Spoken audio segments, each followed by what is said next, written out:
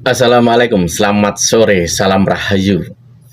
Adanya persekusi yang dialami Kan upaya intimidasi, Pak Khori membungkam kiai-kiai dan satu Nahdlatul Ulama lagi yang membahas keabsahan di durian Nabi pemberitaan di seperti Indonesia. ini, Setelah kemarin ancaman malam dua terjadi truk upaya katanya. penggerudukan di salah satu pondok pesantren di Jember, kini kabar yang sama datang dari seorang kiai asal Banten tentang upaya kelompok yang diduga kelompok yang sudah dibubarkan oleh pemerintah Front Pembela Islam alias FPI. Intimidasi tersebut dilakukan seorang yang ditujukan kepada salah satu kiai yang akan berceramah di pondoknya sendiri terkait fenomena nasab Habib yang tidak tersambung kepada Rasulullah. Dengan adanya kejadian itu, saya menemukan salah satu bacaan ini di sebuah website. Ini tulisan tahun 2017. Tulisan ini muncul sebelum era-era inilah, rame tesis nasab ini belum ada. Intinya tesis Kiai Imad belum muncul. Di sini ditulis dengan kata Sayyid atau apalah, karena saat itu memang belum ada kan. Orang tahunya Sayyid ya Habib kan begitu. Padahal beda. Ini berjudul Seluk-beluk para Habib Persatuan Orang-orang Arab di Indonesia. Saya bacakan sedikit nih ya. Orang-orang Arab di Indonesia termasuk para Sayyid atau Habib tidak bebas dari perseteruan dan pertikaian. Reporter Zain RS terbit 20 Januari 2017. Diperbaharui 5 Agustus 2017. Tirto.id pada 1889 dan 1890 terbit sebuah kitab berjudul Minhaj al-Istiqomah al-Din bi al-Salamah. Kitab ini ditulis oleh Said Utsman bin Abdullah bin Aqil bin Yahya. Said Utsman itu kan lebih dikenal sebagai Utsman, ditulisannya begitu. Buku itu berisi diantaranya 20 praktek bid'ah yang terlarang dilakukan umat Islam. Salah satu yang ia kritik adalah sikap menentang pemerintahan kolonial Hindia Belanda. Sebagaimana ditulis oleh Azumardi Azra, tidak heran jika sosok yang bekerja untuk Snapdragon, orientalis tersohor yang sering dicap begitu buruk itu menyerang para ulama Banten yang terlibat jihad perlawanan pada petani pada pemerintah kolonial pada 1888. Ia menyebut jihad rakyat Banten sebagai delusi atas ajaran Islam yang benar dan menuduh ulama yang mendukungnya termasuk para kiai pesantren sebagai para pengikut setan. Berarti dulu itu ya, para ulama-ulama di Banten yang menentang Belanda dianggap oleh Said Utsman ini sebagai para pengikut setan. Bayangin saja, para kiai pesantren, orang pribumi orang Indonesia. Pada 1898, setahun setelah sang Said ya ditunjuk pemerintah kolonial sebagai mufti Batavia, dia diminta menyusun doa khusus untuk Ratu Belanda, Wilhelmina. Ia membuat doa untuk sang ratu seraya memuji pemerintah kolonial yang dianggap berbaik hati mengizinkan umat Islam menjalankan kewajiban agama dan menjaga ketentraman tanah jajahan. Tanah jajahan, sudah jelas kan? Kapan dan di mana doa itu dibacakan? Di Masjid Pekojan pada 2 September 1898 setelah sholat Jumat. Apakah mungkin seorang Sayyid yang diyakini turunan Nabi sudi bekerja dan memuji penjajah Kristen? Di sini masih tulis dengan kata-kata Sayyid ya, karena saat itu pembuatan artikel ini belum ada tesis nasab. Sekarang kan beda. Habib itu jelas Habib beda, Sayyid itu beda. Itu untuk mengingatkan, tidak ada kaum yang kebal dari sejarah pergumulan dan kekuasaan, dan dalam pergumulan itu selalu ada dinamika yang seringkali keras. Pergumulan itu niscaya akan membuat umat terguncang jika melulu dilihat dengan cara pandang esensialis, etnis sudah pasti bejat dan semua ras mulia. Ini ada pesan gede ini, Ahmad Surkati pemicu polemik. Nah ini dia ini, nanti kita akan tahu. Orang-orang Arab di Hindia Belanda bukan hanya berasal dari Hadramaut. Berabad-abad sebelumnya orang Arab dari berbagai kawasan termasuk Gujarat, India sudah ada di Nusantara. Namun pada abad ke-19 dan kian masif sejak awal abad 20, orang-orang Arab dari Hadramaut semakin menonjol. Berdiri koloni-koloni Hadramaut di berbagai kota koloni dari Batavia, Cirebon, Semarang, Pekalongan hingga Surabaya. Laporan sejaman yang cukup rinci terkait koloni-koloni Arab ini bisa dibaca dalam buku Hadramaut dan Koloni Arab di Indonesia karya Van den Broek, khususnya halaman 6778. Anda cari bukunya itu, judulnya Hadramaut dan Koloni Arab di Indonesia. Gagasan modern tak terhindarkan menerpa orang-orang Hadramaut ini hampir bersamaan dengan modernisasi kehidupan orang Cina di Hindia Belanda. Satu indikasinya adalah kemunculan Jamiat Al-Khair pada 1901. yang baru disahkan oleh pemerintah kolonial pada 1905. Kepemimpinan awal organisasi ini didominasi kelompok dari Marga bin Shahab dan Al-Masyhur. Walau kelompok non-Sayyid juga mungkin telah diakomodasi hingga level tertinggi. Seorang non-Sayyid, Salim bin Awad Al-Wail, bahkan menjadi wakil ketua organisasi itu pada 1906.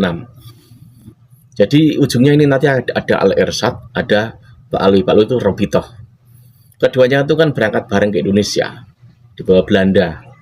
Lalu sesampai di Indonesia ini terjadi konflik di antara mereka, sesama zaman. Pada 1906 mereka mendirikan sekolah modern di Pekojan yang segera diikuti pendirian sekolah-sekolah serupa di Krukut, Tanah Abang, dan di Bogor.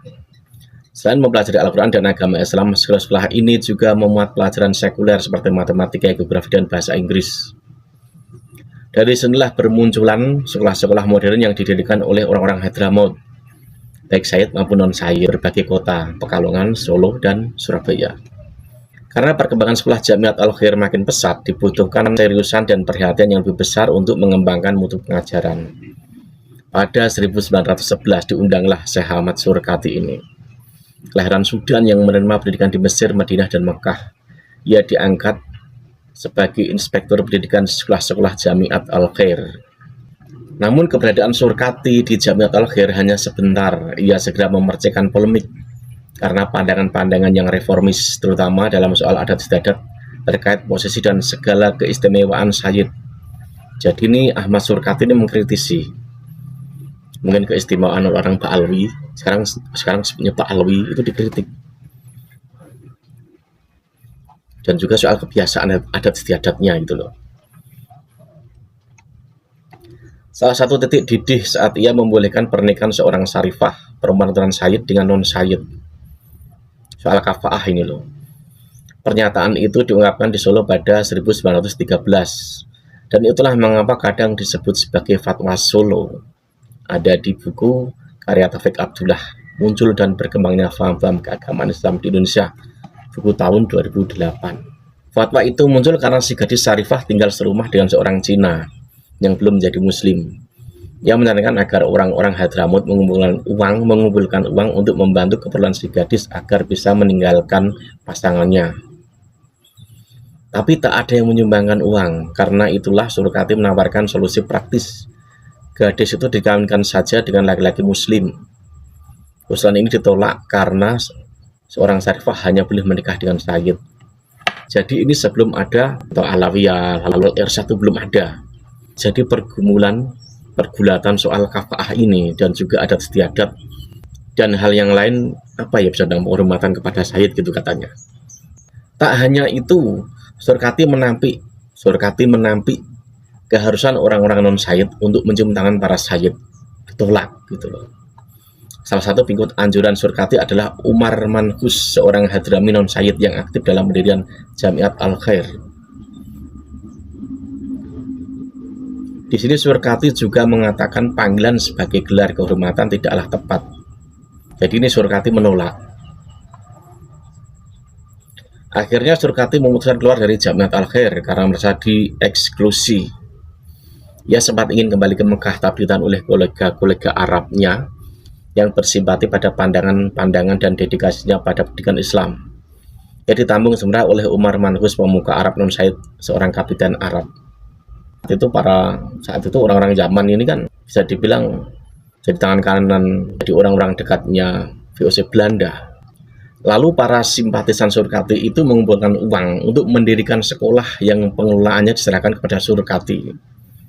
Sekolah itu berada di Jati Petamburan dan dari sanalah cikal bakal berdirinya Al-Irsyad. Namun para Sayyid masih menolak pandangan Surkati. Ini maksudnya Ba'alwi gitu loh. Sayyid di sini maksudnya Ba'alwi.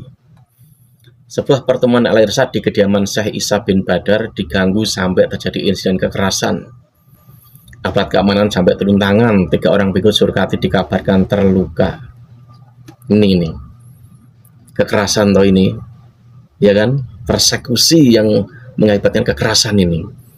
Ternyata dulu pun sejarahnya di sesama mereka begitu. Konflik Alawi Irsadi. Agar tak salah paham, seperti ditegaskan Natali Mobini, Al-Irsyad bukanlah organisasi secara politik menabuhkan para Sayyid. Mayoritas pengikut Surkati memang berasal dari kelompok non-Sayyid, tapi ada juga para Sayyid dengan pandangan reformis yang bersimpati pada pandangan-pandangan Surkati. Ternyata orang-orang Ba'alwi juga ada yang setuju dengan pandangan-pandangan Ahmad Surkati ini gitu loh. Para Sayyid diizinkan dan dimungkinkan bergabung dan bahkan ada yang menjadi penyumbang dana, terutama Sayyid Abdullah bin Alwi Al-Atas. Ia menyumbangkan uang 60.000 gulden. Bahkan ada juga yang menati posisi penting di Al-Irsyad, yaitu Abdullah bin Abu Bakar Al-Habsyi, yang menjadi presiden komite sekolah Al-Irsyad yang pertama. Ini ada di bukunya Natali Mobini, Keseh. Selain itu, perlu juga ditandai bahwa polemik yang dipicu pandangan Surkati ini tidaklah sesederhana konflik antara kaum Hadrami Kolot versus modern. Menurut Michael Lavan, seluruh friksi ini berlangsung antara kaum modernis Hadrami yang sudah mulai berpandangan terbuka terhadap perkembangan modernitas dan sama-sama menerima pengaruh gerakan pan-Islamisme. Perbedaan terbesarnya mula-mula di sekitar privilege para Sayyid. Isu pernikahan syarifah dan tradisi mencium tangan adalah turunan dari privilege itu. Isu tentang kesetiaan pada tanah luhur Hadramut atau pada tanah air India yang sedang dipijak belum mencuat tajam. Saat itu belum ada, berarti mereka itu berpikiran tentang nasionalisme India dalam artian India ini India Belanda ya, Batavia itu. Bahkan Al-Irsyad masih tetap mengakui pentingnya merawat identitas bagi orang Hadrami. Privilege kasta pun tidak jarang masih muncul dalam kegiatan-kegiatan Al-Irsyad. Mereka masih mengakui pentingnya merawat identitas bagi orang Hadrami. Privilege kasta pun ada gitu loh. Sama dengan Ba'alwi yang dari zaman juga. Hanya saja kecurigaan pada Al-Irsyad tidak kunjung mencair, bahkan semakin tajam seiring berdirinya Robitoh Alawiyah, yang diingatkan merawat dan menjaga keturunan Nabi dengan cara memverifikasi dan mengotentifikasi mana yang Sayyid dan mana yang bukan. Berdirinya Robitoh itu juga dapat respon dari Al-Irsyad. Ini semakin tajam gitu loh, perseteruannya itu. Nah ini dia nih. Selain itu, keberadaan sebelah Sayyid di kelompok Al-Irsyad bikin runyam. Jadi keberadaan Ba'alwi di kelompok Al-Irsyad itu bikin runyam gitu loh. Usaha mempertahankan privilege berlangsung kemana-mana. Kelompok Sayyid tak segan melancarkan isu bahwa Al-Irsyad anti pemerintah, baik pemerintah kolonial Belanda di Hindia maupun Inggris di Malaya dan Singapura. Al-Irsyad bukan hanya dituduh berbuat kepada Wahabi, kadang dituduh berbuat pada Istanbul, Turki, yang saat itu berseberangan dengan Inggris. Bahkan ada tuduhan disusupi kaum Bolshevik atau komunis. Jadi di sini perseteruannya ini, kelompok Ba'alwi itu menuduh kelompok Al-Irsyad itu sebagai orang-orang yang berbeat kepada Turki, yang saat itu Turki berseberangan dengan Inggris, dan menuduh Al-Irsyad ini juga kaum yang disusupi komunis. Dituduh juga orang yang anti pemerintah, dalam artian pemerintah kolonial Belanda loh ya, penjajah, bukan Indonesia, kolonial Belanda. Jadi Al-Irsyad dituduh sebagai musuhnya kolonial Belanda oleh Ba'alwi. Jadi cara-cara semacam ini udah ada.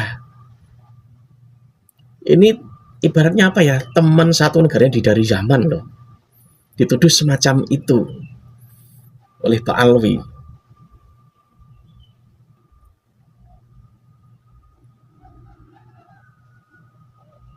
Kelompok ini yang jaringannya merentang dari Hindia Belanda hingga India, dan tentu saja Hadramut, juga menggunakan koneksinya di Singapura untuk menghambat pergerakan anggota Al-Irsyad. Jadi mereka itu sampai segitunya itu terjadi friksi dengan orang satu negaranya yang datang ke Indonesia yang dibawa Belanda. Bayangin saja sampai segitunya.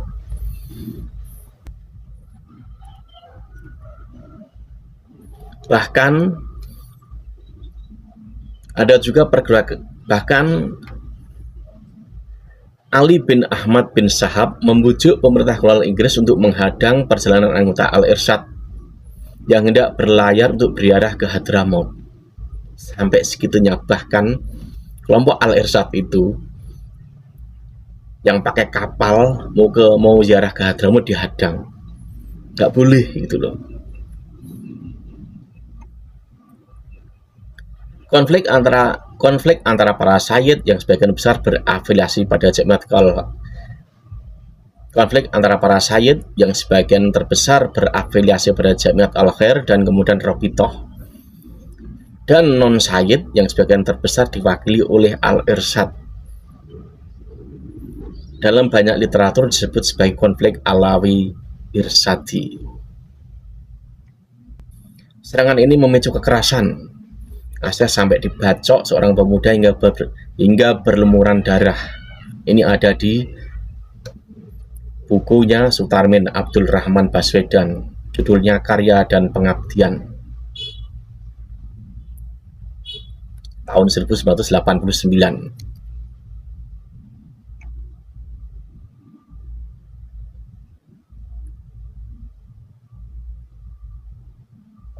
Menurut Sutarmin, dalam buku yang sama, pertentangan di antara keturunan Hadramut ini menjadikan sulit untuk dilunakkan.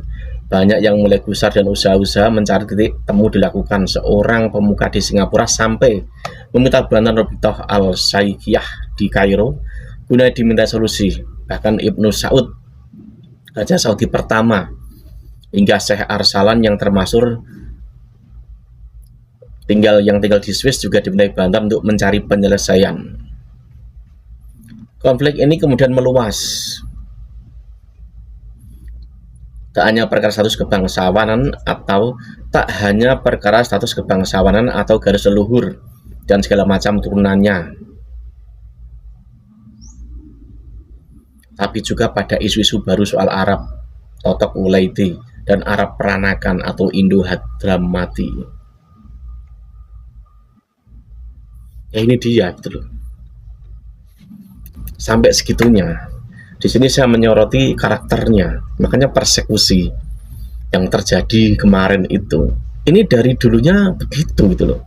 Cuman masalahnya, dulu yang melakukan itu siapa? Apakah orang pribumi Indonesia? Orang-orang lokal yang disuruh? Seperti sekarang ini kan yang disuruh kan orang lokal. Pribumi mukibul itu yang otaknya kurang itu. Apakah ataukah dulu itu yang melakukan ya orang-orang Alwi itu, atau juga nyuruh seperti sekarang ini? Bahkan di sini juga tertulis kelompok Alwi yang berada di kelompok Al-Irsyad itu juga jadi masalah.